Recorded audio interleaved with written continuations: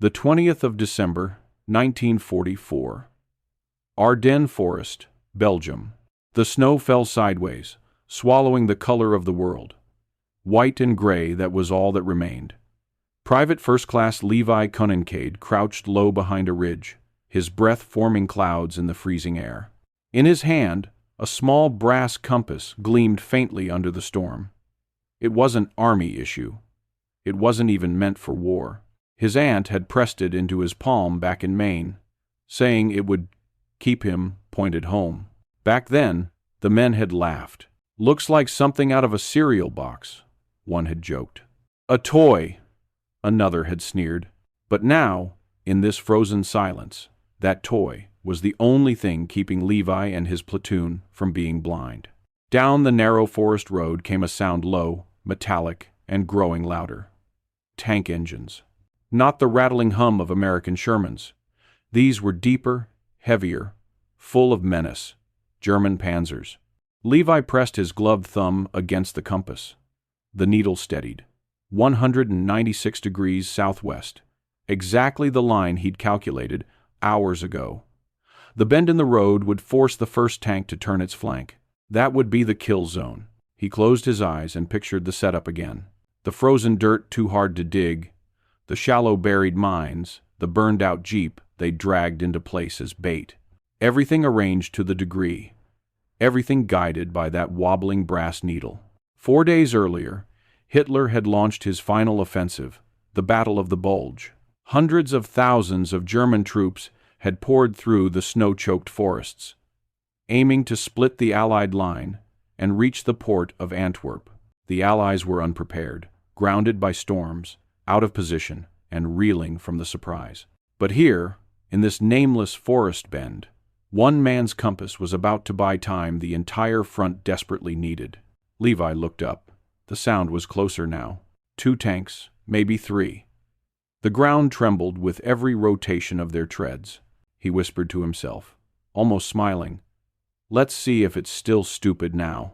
The world held its breath as the white mist began to move. 4 days earlier, the 16th of December, 1944, the calm before the storm shattered. Hitler's last desperate gamble, Operation Watch on the Rhine, struck through the fog and snow of the Ardennes. The offensive hit where the Allies were weakest, thin lines of tired, inexperienced soldiers guarding what everyone thought was a quiet sector. Within hours, the German advance erupted into chaos. Over 300,000 men and 1,400 tanks rolled forward through narrow roads and dense pine woods. Snow-grounded Allied aircraft. Radios failed. Maps froze in the soldiers' hands. Confusion reigned. Among those lines stood a small engineer platoon from the 106th Infantry Division, one of the greenest units in the field. Their job had been simple: hold the road, fix bridges, and wait for orders. But war doesn't wait. By December 19, the front had collapsed in several places. American units were cut off, surrounded, or simply gone. In the blur of retreating convoys and shattered morale, a young lieutenant named Parker gathered what remained of his platoon and gave a simple order: hold this road. Delay them as long as you can. That road, narrow and half buried in snow, wound between 2 forested hills near a nameless Belgian hamlet. It wasn't on any major map, but it was exactly the kind of place the Germans needed a shortcut to Bastogne. If they got through, they could outflank the entire American defense. The platoon's resources were pitiful: 1 57mm anti-tank gun, 2 bazookas, a crate of mines, and rifles low on ammunition. Against Panzers, it was suicide. Parker ordered a standard defense cover the road, dig in, hope the tanks didn't come. Levi didn't agree. He wasn't a loud man, but when he spoke, people listened, even if they didn't believe him. He studied the terrain, compass in hand, measuring every slope, every shadow, every turn. He didn't see trees, he saw geometry.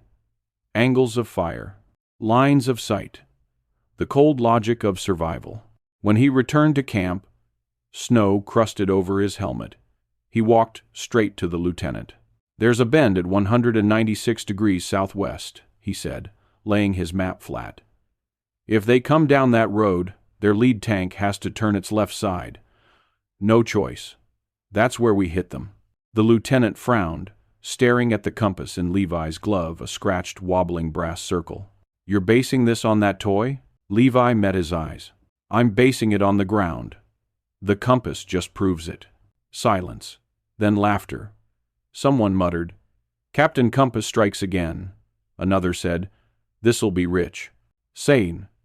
"If you want a people, Savan." But as Levi unfolded his plan, the gun's position, the decoy jeep, the shallow buried mines, the fake tracks in the snow, even the skeptics grew quiet. It wasn't madness. It was precision. Lieutenant Parker finally nodded. "All right, Conincaid, set it up." The men exchanged glances, half amusement, half disbelief. But by dusk, they were already dragging the anti-tank gun into place. The stupid toy had just become their only plan. The snow thickened as they worked. Every movement was a struggle. The wheels of the 57mm gun froze in their ruts. Ropes stiffened like wire, and breath crystallized in the air. But Levi kept moving, checking bearings, pacing distances, whispering numbers under his breath like a prayer.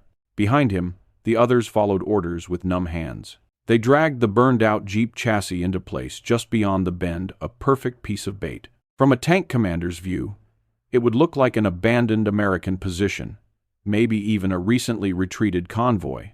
Then came the false tracks. Levi had them stamp tire marks through the snow, leading away from the road, a trail suggesting men had fled in a hurry. He tore an old canvas tarp, smeared it with soot, and hung it from a branch to catch the Germans' attention. Every detail mattered. By midnight, the field had become a theater, every actor in place, every prop arranged. The bazooka team crouched in the brush, their breath fogging through scarves. The mine crew marked their hidden charges with snapped twigs, a secret code, so they wouldn't step on their own traps. Levi crouched beside the gun, his compass cupped in one gloved hand. 196 degrees southwest. The same number, every time. He rechecked the firing line, the angle of the ridge, the distance to the curve. A perfect geometry of death. The sergeant, half frozen, muttered, "If we're gonna die, might as well die creatively." Levi smiled faintly but said nothing. There was nothing left to say. Sometime past midnight, the forest went still. The only sounds were wind, breath, and the faint creak of metal under frost. The men huddled deeper into their coats. Every nerve stretched thin. Then a tremor, distant at first, like thunder muffled by trees. Then stronger. A deep, grinding growl rolling through the earth. Tank engines. Levi pressed a gloved finger to his lips. Silence fell across the line. The compass needle trembled, then steadied once more on the same bearing. They were coming. He felt his heartbeat slow, not quicken. Every calculation, every cold decision, now converged into this one moment. He whispered, "Hold. Wait." And as the first shadow of steel emerged through the blizzard, the outline of a Panzer IV, its sides glinting faintly beneath the drifting snow, Levi knew. The angle was perfect. The geometry was right. The toy compass had led them here. He lifted his hand and waited for the flank to turn. The first Panzer appeared like a phantom, a gray hulk moving through curtains of snow. Its turret swung lazily, scanning the road ahead. Behind it, two more shapes followed, faint outlines of steel beasts crawling forward through the storm. Levi lay flat against the frozen ground, his cheek pressed to the cold metal of the gun shield. He didn't blink. The loader beside him clutched a shell against his chest, his knuckles white under frostbitten gloves. They could hear the treads crunching ice, could feel the earth vibrating beneath them. The lead tank reached the bend exactly 196 degrees southwest, just as Levi had measured. Its left flank tilted into view, the armor glinting pale under falling snow. In that instant, Levi saw the whole thing unfold, the geometry he had traced in his notebook, now alive before him. He raised his left hand. The loader whispered, "Ready." The gunner's finger hovered on the trigger. Levi didn't move. Not yet. He waited, counting the tank's slow turn, judging the heartbeat of motion. 1 second. 2. 3. He could almost feel the German commander's confidence. No scouts, no shots fired, no resistance. They thought the road was clear. Then Levi dropped his hand. The 57 millimeters fired. The blast shattered the silence, echoing through the trees like thunder against the hills. The shells streaked through the fog and slammed into the tank's flank, just above the tread. A flash, then sparks, then a shriek of torn metal. Steam erupted from the Panzer's vents as it shuddered to a halt, its left track locking in place. The German crew panicked. The turret twisted wildly, searching for a target it couldn't see. Before they could fire back, a whoosh cut through the blizzard. The bazooka team. The second tank, just entering the curve, took the hit. One of its treads blew apart, sending the vehicle spinning sideways into the ditch. In less than 10 seconds, 2 armored monsters had been stopped cold. The toy had done its job. Levi's men didn't cheer. They stayed silent, tense, watching the tank smoke and groan in the snow. The forest itself seemed to recoil from the noise, then fall still again. Levi crouched behind the gun, breathing hard, eyes fixed on the burning machines ahead. He knew this wasn't over, not yet. Inside those tanks were men, and men could still fight back. The forest exploded with noise. From the second Panzer, the one struck by the bazooka, came a furious rattle of machine gun fire. Tracer rounds tore through the night, sparking against trees, slicing through branches. The air filled with splinters and smoke.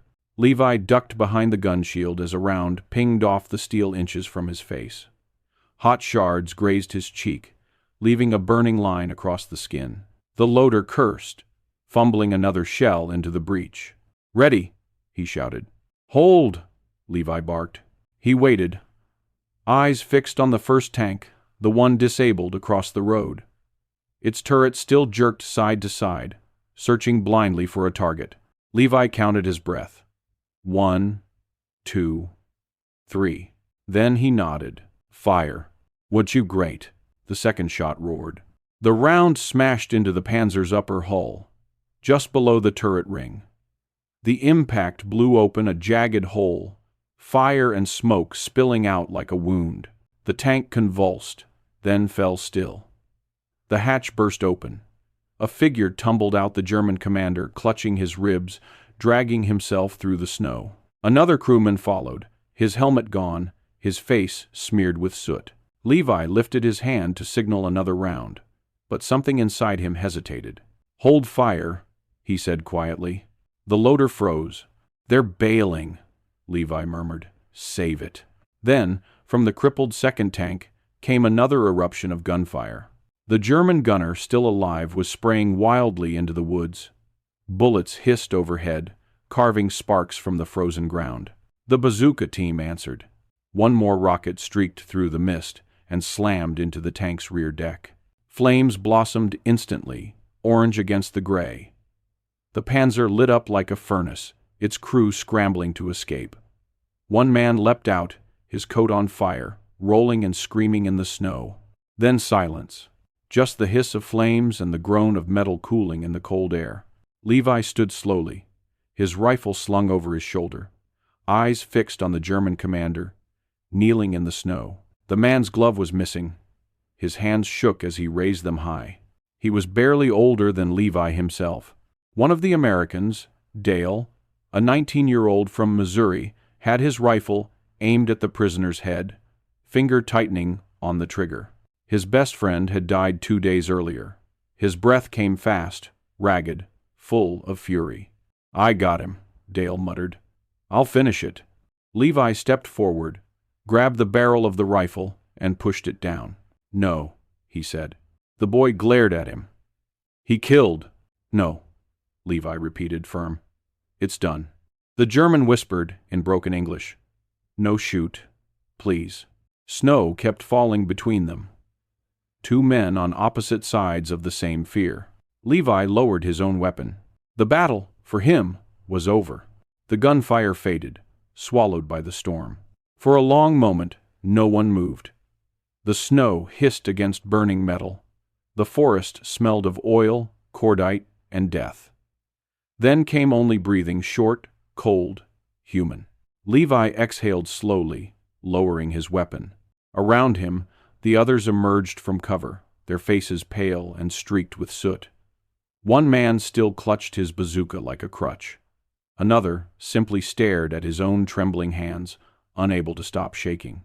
In front of them, two German tanks lay crippled across the road, one half buried in snow, the other burning from its engine deck. The flames glowed orange through the white haze, casting shadows that moved like ghosts.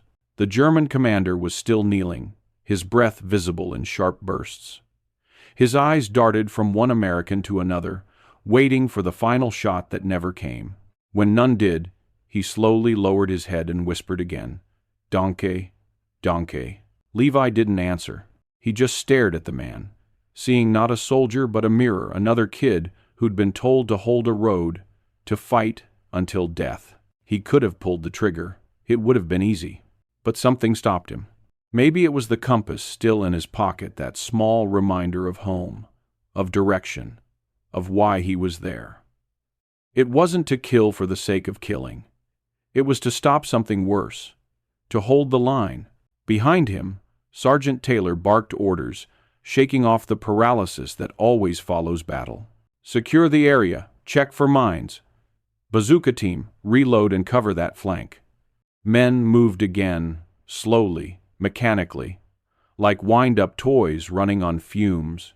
They dragged the wounded German aside, tied his hands gently, and covered another with a blanket. No one spoke. By dawn, the snow had begun to cover the wrecks. The two dead tanks lay like carcasses in the road, black steel skeletons already frosting over. The once clear path was now blocked completely, a bottleneck of frozen fire. Levi stood on the ridge, compass in hand. His gloves were soaked, the brass cold against his skin. The sergeant climbed up beside him, squinting at the smoke, curling into the gray sky. "Well, Compass," he said, voice hoarse. "Looks like your stupid idea just bought us a hell of a lot of time." Levi didn't smile. He just nodded, eyes still on the ruined road below. Time that was all they had wanted to buy. And somehow, a brass toy had done it. By sunrise, the cold had grown sharp enough to bite through every layer of cloth and courage. The snow that had once hidden them now buried the dead and blanketed the wreckage. Two German tanks, once roaring symbols of power, lay still and broken, blocking the narrow forest road like fallen beasts. Levi watched the smoke rise, thin and gray, curling into the white sky. The battle was over, but the war around them still raged. Somewhere beyond those trees, engines and artillery thundered toward Bastogne. Every minute mattered. The sergeant's words echoed in his head, "You just bought us a hell of a lot of time." Levi turned the compass in his palm. The glass was cracked, the brass rim dented, but the needle still moved, steady as ever, pointing south. Later, reports confirmed what his instinct already knew. The road they had held, a nameless, frozen curve between two forgotten hills, was part of a critical German supply route. The wrecked Panzers had turned it into an impassable wall. To clear them, the enemy would need engineers, cranes, and daylight things the storm denied them. For 6 hours, that road remained blocked. 6 hours in a battle where every minute was blood. The Germans tried to reroute through a winding northern trail already jammed with fuel trucks. It turned into a logjam of steel and confusion. Momentum, the very weapon of blitzkrieg, was broken. Elsewhere across the Ardennes, small groups of Americans were doing the same, holding bridges a few hours longer, blowing roads at the last second, ambushing columns in blizzards. Each delay added to the next, like pebbles building into a wall. When General Patton's Third Army finally punched through toward Bastogne, those hours, bought by freezing men like Levi, became the difference between rescue and annihilation. Levi didn't know any of that yet. He just knew the silence that follows victory, the silence that hums louder than gunfire. He looked at his men, the loader with soot still on his face, the 19-year-old from Missouri who hadn't fired the last shot, the sergeant standing guard by the wrecked tank. No cheers, no speeches, just quiet respect. In the operations log filed that afternoon, one line summarized everything they had done. Enemy armor delayed at road junction, Whiskey 1-2. Status impassable. It is not recassion, is the bright of the way. One sentence, but in those few words, a whole battle turned. The following night, the forest was still burning. Wind moved through the trees like a whisper, scattering ash and snow in the same breath. The men of Levi's platoon sat around a small fire, not for warmth, because the air was too bitter for that, but for light. Their faces flickered orange and gold, the glow catching the hollow look in their eyes. They didn't speak much. No one had the energy left for jokes, not even the usual dark ones that soldiers use to keep the fear away. The silence between them was heavy, but not empty. It was the silence of men who had seen too much and survived anyway. A can of peaches passed from hand to hand. Rations were precious, especially fruit. To give one away was the highest form of respect. The sergeant handed it to Levi without a word. Levi didn't thank him. He just nodded. That was enough. Across the fire, the 19-year-old from Missouri, Dale, stared into the flames. He hadn't said a word since the surrender. His hands still shook sometimes. Levi knew why. The hardest part of war wasn't pulling the trigger, it was deciding when not to. Levi took out the compass again. The brass had lost its shine, dulled by frost and smoke, but it still caught a glimmer of the firelight. The glass was scratched now, and one side was bent slightly out of shape. The needle wobbled uncertainly before settling into place, pointing home. He remembered his aunt's voice at Bangor Station in Maine, the day he'd left. "Keep it close, Levi. It'll always point you where you need to go." He had smiled then, thinking it was a sweet but useless gift. Now, he realized, it was the truest weapon he'd ever carried, not for fighting, but for thinking clearly when the world went insane. When dawn broke, the snow turned pink under the rising sun. The smoke from the wrecked Panzers had thinned, drifting lazily upward like ghosts, leaving their shells behind. The road remained blocked, the tanks frozen solid in their final positions, silent monuments to a handful of men who refused to run. Lieutenant Parker appeared beside Levi, his face red from wind and sleeplessness. He didn't offer an apology, he didn't need to. He just said, quietly, "You bought us a window and a clean shot." Then he handed Levi a folded slip of paper. It was the action report, typed up for headquarters. Levi's name was there, buried in the lines, next to the words, "Defensive action successful." The compass wasn't mentioned. It didn't need to be. The lieutenant gave a tired nod before walking away. Levi slipped the paper into his pocket and looked back toward the road. Snow had already started reclaiming everything, the craters, the tracks, the footprints, even the blood. Within hours, it would look as if nothing had happened here at all. But something had. The delay their ambush created rippled outward. Later intelligence would confirm it. The blocked junction had forced a key German armor support unit to reroute through a secondary road to the north. That path was narrow, steep, and already clogged with supply convoys. The backup stretched for miles, halting fuel deliveries to the 5th Panzer Army. Without fuel, tanks sat idle. Without tanks, infantry slowed. Without speed, blitzkrieg was dead. Historians would one day trace the fall of the German advance not just to Patton's counterattack or the weather, but to dozens of moments like Levi's small, improvised acts of defiance that stole time from an army built on momentum. But Levi never thought about history. He only thought about the faces around the fire, the men who had trusted him, even when they laughed at him first. He thought about the German commander's pale face in the snow, the fear, the surrender, the humanity in his eyes. And he wondered if that moment, that small act of restraint, had meant more than the battle itself. The war would rage on for weeks. By early January, The Germans were retreating. The Allied skies had cleared, and the frozen forests of the Ardennes were littered with burned machines and buried dreams. But for Levi, the war had already changed shape. It wasn't about strategy or victory.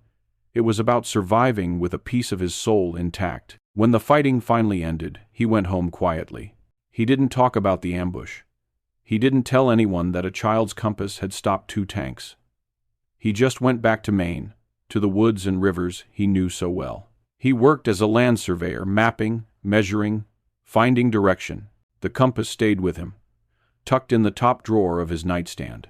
He would take it out sometimes, polish the glass with an old handkerchief, and watch the needle settle. It still pointed true. Years later, when asked about the war, Levi never spoke of the killing. He only mentioned one thing: the look on the German commander's face when he raised his hands. The instant when life hung by a breath and compassion won. Because in that frozen forest, he had learned something no training manual could teach. That courage isn't only pulling the trigger, it's knowing when not to. That sometimes, the most powerful weapon on the battlefield isn't fire or steel, it's restraint. The compass had guided him through snow and fear, but in the end, it had pointed somewhere deeper, toward discipline, clarity, and dignity. He once said, quietly, to a friend who asked why he kept it after all those years, "It reminded me that even in war, a man has to know where he stands. That little needle, it never panicked. It just pointed home." And maybe that's why his story endured, not because he destroyed tanks, but because he refused to lose his direction. For some men, heroism is noise, medals, and headlines. For Levi Conincaid, it was silence, precision, and a small brass compass that never stopped pointing true.